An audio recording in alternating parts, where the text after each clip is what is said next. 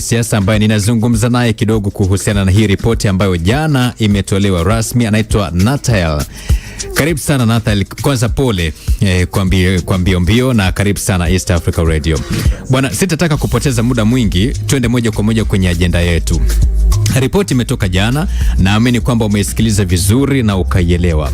Na moja kati ya vitu vikubwa ambavyo vimezungumzwa pale katika ripoti, sasa baada ya yote ambayo yamejiri, ni kuleta mshikamano wa kitaifa ama umoja wa kitaifa.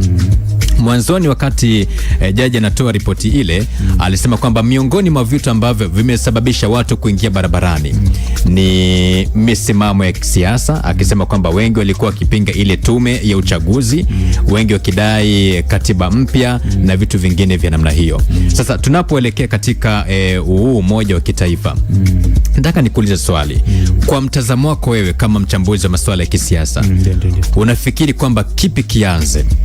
Kuleta umoja wa kitaifa au kuwatoa walioko gerezani ambao wamewekwa gerezani kwa sababu ya misimamo ambayo imebainishwa humu, si ndio? Kama mwenyekiti wa chama cha demokrasia na maendeleo Chadema Tundu Lissu yuko kule. Je, kitangulie umoja wa kitaifa au afunguliwe kama mwanasiasa mkubwa wa chama kikubwa cha upinzani nchini Tanzania? Nadhani ukisoma ripoti ile walioipitia unafahamu ina peji 59 na ina mapendekezo ya aina 3, ya muda mfupi na ya muda mrefu, ya muda kati na ya muda wa kati na ya muda mrefu.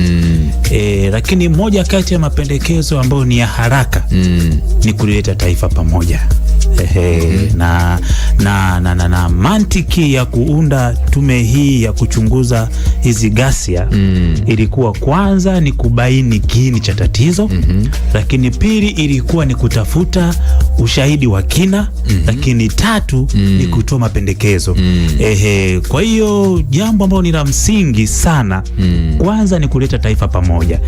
Tunakubaliana kwamba katika vyama vya siasa na wanasiasa wote, kila mmoja ana itikadi yake ya chama chake, lakini anapokuja mambo ya kitaifa ambayo ni ya kuleka taifa pamoja, kwa maana ya amani, kwa maana ya utulivu wa nchi. Utulivu na amani havina rangi, havina dini, kwa hiyo havina kabila. Kwa hiyo ninachokiona kwanza kinachohitajika, jambo la kwanza la msingi ni kuleta taifa pamoja. Nadhani na hiyo ndio nimeona hata katika hotuba Mheshimiwa Rais, nadhani hiyo ni dhamira yake ya kwanza kabisa. Na mara nyingi zinapoundwa tume kama hizi zinakuja na matokeo. Utakumbuka tume ya Mheshimiwa Jaji Nyalali maarufu sana ilikuja na mabadiliko mengi ya kisheria. Na utakumbuka pia tume ya haki jinai pia imekuja na mabadiliko ya kisheria. Mojawapo mabadiliko ni kwamba utunzi wa sheria ya dhamana. Kwa hiyo mimi nadhani kwanza, kwa kujibu swali lako, twende kwanza kulileta taifa pamoja, lakini baada ya hapo tukishakuwa na umoja wetu kama taifa, mambo mengine yaliyobaki yanawezekana. Sasa jambo la kimahakama, mimi huwa ninapenda kuwashauri sana wasikilizaji wetu na watu wanaotufuatilia, uhuru wa kimahakama, tuache mahakama ifanye kazi yake. Watu wengi wanadhani kwamba kuingilia mahakama ni muhimili wa dola, kuingilia mahakama kuishauri ifanye nini. Lakini hata public opinion, jamii inazungumza vipi kuhusu hiyo kesi, inatamani nini, inaanza kupredict matokeo kabla ya hukumu. Yote hiyo ni kuingiliwa kwa mahakama. Kwa hiyo mimi nadhani jambo la busara zaidi tuache mahakama ifanye kazi yake, lakini jambo la kwanza na la haraka zaidi, kama ilivyopendekeza tume ya Mheshimiwa Jaji Mkuu mstaafu, ni lazima tulilete taifa pamoja. Shukrani sana kwa majibu hayo. Lakini katika ripoti hiyo vile vile tuliona kwamba imeelezwa kwamba vijana walilahaiwa, waliwahilibwa, wakawapa shilingi 10,000, 50,000 kwa ajili ya wakapewa mafunzo na kuingia barabarani. kijana sasa hivi kama ndio sasa hivi ndio anatazamwa kama mtu wa kuleta mabadiliko ya kiuchumi, kijamii na vitu vingine vya namna hiyo. Hii wewe inakupa tafsiri gani katika taifa kwamba vijana wanarubuniwa, vijana wanalahaiwa, wanapewa 10,000, wanapewa 1000 ngapi kwa ajili tu ya kuleta taharuki kama hizi? Wewe kama kijana, hii inakupa tafsiri gani? Kwanza tafsiri inayonipa ni kwamba vijana wengi ni kama wamejikatia tamaa, kwa sababu kila nchi ina utamaduni wake wa kisiasa, political culture. Na kuna nchi huwezi kumtaja rais kwa jina, zipo. Na kuna nchi ambazo watu wanashindana kwa hoja pamoja na kudhalilishana. Sasa Tanzania ina siasa ambazo sio siasa za chuki. Kwa hiyo sasa pengine wako watu kwa kutumia maarifa yao waliweza kuwapotosha vijana ama kuwashawishi, kwa sababu ni kutafuta uungwaji mkono.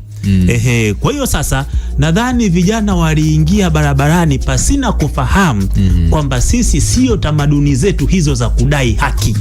Sisi wa Tanzania ziko njia stahiki za kutafuta haki ambazo sio za kwenda barabarani. Sasa kama walilifahamu hilo, kwa nini walikubali kulahaiwa na kupewa hicho kiasi cha fedha ili kusudi waingie barabarani? Wakati historia ya Tanzania kama ulivyosema si ya vurugu, si ya nini. Kwa nini walipwe wakubali kwa ajili ya kuingia wapi?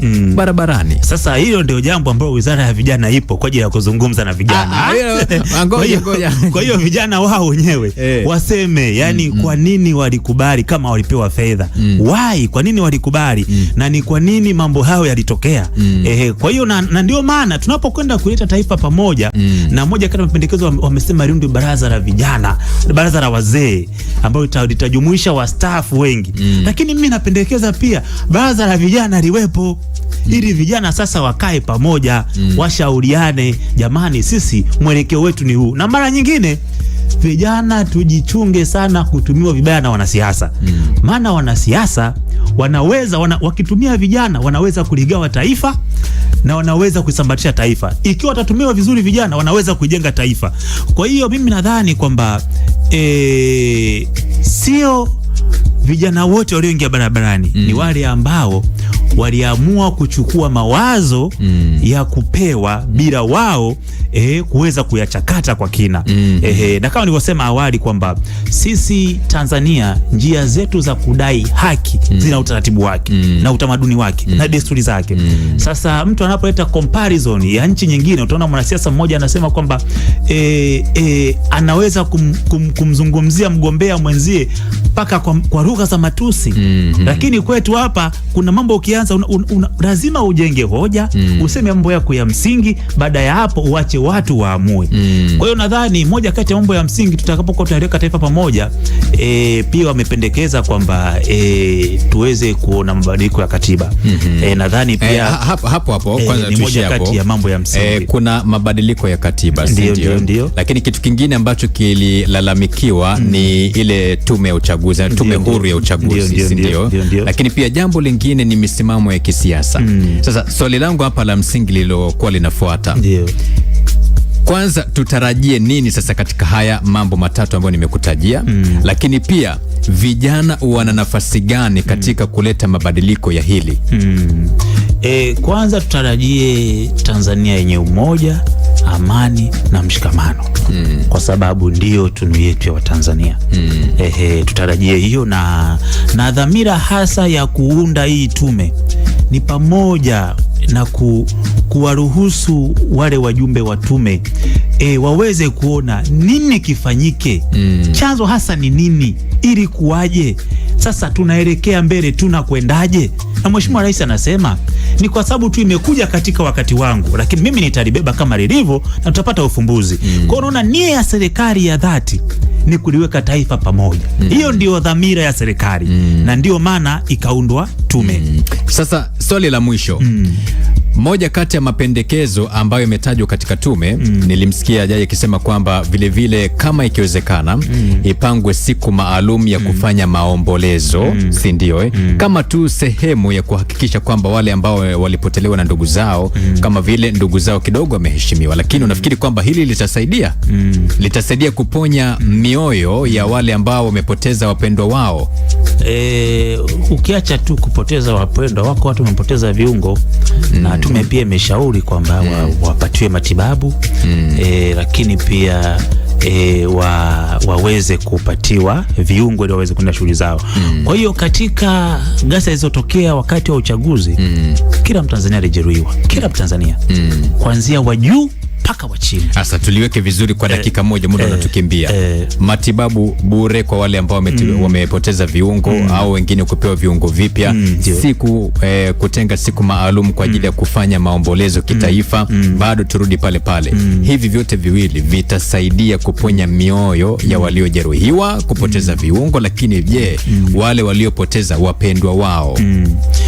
Hii itakuwa itachagiza ni kama kuthamini. Unavyoona tuna kumbukizi ya MV Bukoba, ni kuheshimu na kuthamini uhai wa wenzetu.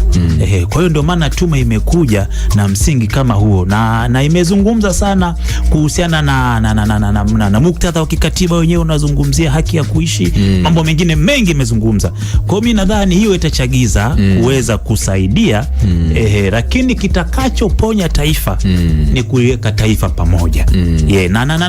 Na ni mambo ambayo unaona kabisa, ikiwa kila mmoja ataweka interest zake pembeni na kuweka interest za taifa mbele, tutasonga kama taifa, na nadhani tutafika tunapokwenda. Shukran sana. Ni Nathel huyo ambaye nimezungumza naye, mchambuzi wa masuala ya kisiasa, lakini pia mwanasheria ambaye tumezungumza kama tu kuleta mjadala wa kile